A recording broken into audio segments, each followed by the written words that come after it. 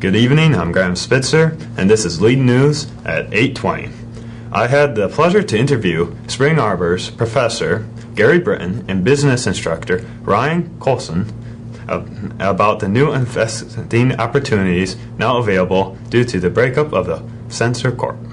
With the new start of this financial year, how is the financial state of the businesses? Well, what's happened with the companies is there was originally a company called Sensors Incorporated, and it was very successful sensor manufacturer. This is equipment that goes to other manufacturers, and they began to dominate the market. And the Federal Trade Commission got into that probably as a result of someone complaining, one of their competitors, and they entered into a settlement agreement, a legal settlement agreement, whereby the company would be broken up into 4 smaller companies. It's similar to what happened with Standard Oil a long time ago and with AT&T. And so what happened is we have 4 companies. It used to be one big company. Now we have 4 small companies. They are named Andrews, Baldwin, Chester, and Digby corporations, and because they were broken up from a larger company, they're all identical, at least right now before they start operating. They all have the same assets, the same opportunities, everything is the same markets, same products, everything is the same. And so for the next few years, we'll see what happens with each one of those companies as they begin to diverge strategies. There is a new element that was thrown in this year, something to do with the stock market? Yes, the stock market will be available to buy and sell shares during lunch and dinner periods each day. You can look for me in the cafeteria. I'll be able to consult with you a little bit on what's going on in the industry and kind of give you some insight as to some of the inside scoop of what's going on with the companies. This week marks the start of the 2018 annual sports challenge, the Feats of Strength.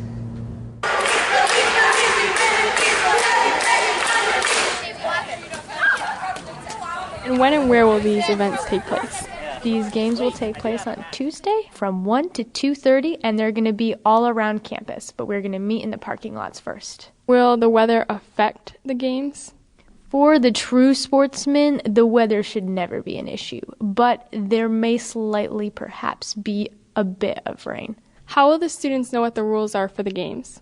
During the games, ADCs and chaperones will be stationed there to help conduct those, and they're available for questions. They've been trained to do those games. And the morning of the games, all the rules will be released so the kids can have a good chance to look at them. And how should the kids prepare as far as apparel? The best thing to do is to wear closed-toed shoes and try to stay away from white T-shirts, because in the case that you get wet, things don't end up as well as you would like them to. So clothes that you're not afraid to play around in. Are the mortality and injury rates expected to be higher or lower than last year? That depends on the level of game people expect to bring. So I can't predict it, but I'll definitely be watching out.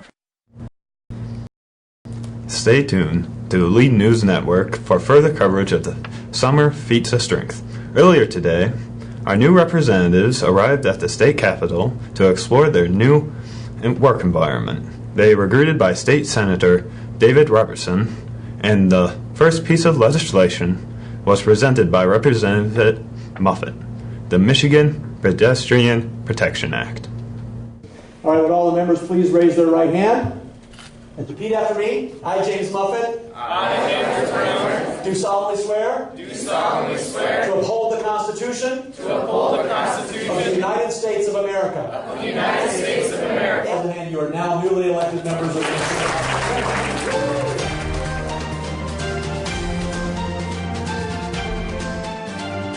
And I am today introducing the Michigan Pedestrian Protection Act. We are going to put inflated padding on all of the lampposts in our urban cities, covered with these airbags that have signs on them warning people of the dangers of being a smartphone zombie.